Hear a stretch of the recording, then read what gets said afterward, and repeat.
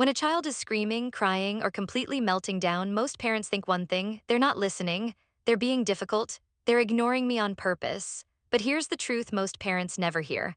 During a meltdown, your child's brain is literally offline, not distracted, not stubborn, not manipulative, offline. And once you understand this, tantrums stop feeling personal and start becoming manageable. By the end of this video, you'll understand why your child cannot listen during big emotions, why talking makes things worse, and the exact order the brain needs to calm down before behavior can change. Let's look at what usually happens. A child is upset, the parent starts explaining, the parent repeats instructions, the parent raises their voice, and nothing changes. In fact, the behavior often gets louder, more intense, and harder to stop. This leads parents to think, they don't respect me, they're testing limits, they're choosing not to listen. But what's actually happening is far simpler and far more biological. Your child isn't refusing to listen, they are unable to listen. A child's brain has two main systems working together. First, the emotional brain. This part reacts fast. It handles fear, frustration, anger, and stress. Second, the thinking brain. This part handles listening, reasoning, self-control, following rules. Here's the key rule. Backhand index pointing right when emotions get too big. The thinking brain shuts down. This is not a choice. It's a survival response. During a tantrum, logic disconnects, language processing drops, memory narrows, self-control disappears. So when you say, calm down, listen to me, use your words, you're speaking to a part of the brain that isn't available. This is why parents feel so frustrated.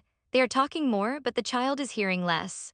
From the child's nervous system perspective, words sound like noise, tone feels like pressure, repetition feels like threat, so the emotional brain pushes back harder. This is why explaining during tantrums fails, lecturing increases resistance, yelling escalates behavior. The brain must calm first. Listening comes second. Here is the core rule that changes everything. You cannot teach a brain that is emotionally flooded. Regulation must happen before correction, not instead of discipline, but before discipline. This is not permissive parenting. This is a neurological order. Here is the correct order during emotional overload. Step 1, stop talking. Silence reduces stimulation. Fewer words equals less pressure. Step 2, lower your voice and body, get physically lower if possible. Slow your movement. The nervous system mirrors calm faster than it understands words. Step 3, stay present. Do not send the child away. Do not withdraw emotionally. Your calm presence helps the brain stabilize. Step 4, wait for signs of regulation. Look for slower breathing, reduced volume, softer body tension. Only after these appear does the thinking brain start coming back online. Step 5, teach briefly. One sentence, one boundary, no lecture. Teaching works only when the brain is ready. The biggest mistake parents make is reversing the order. They try to teach first and regulate later.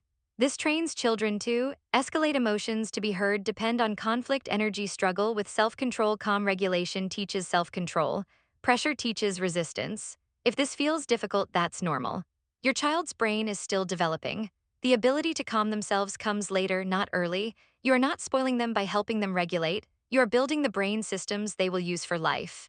Tantrums don't mean your child is bad. They mean their brain needs help. Calm first, teach second. In the next video, you'll learn why tantrums actually explode when parents try to stop them and how to interrupt them faster. Until then, remember, if your child isn't listening, their brain may simply be offline.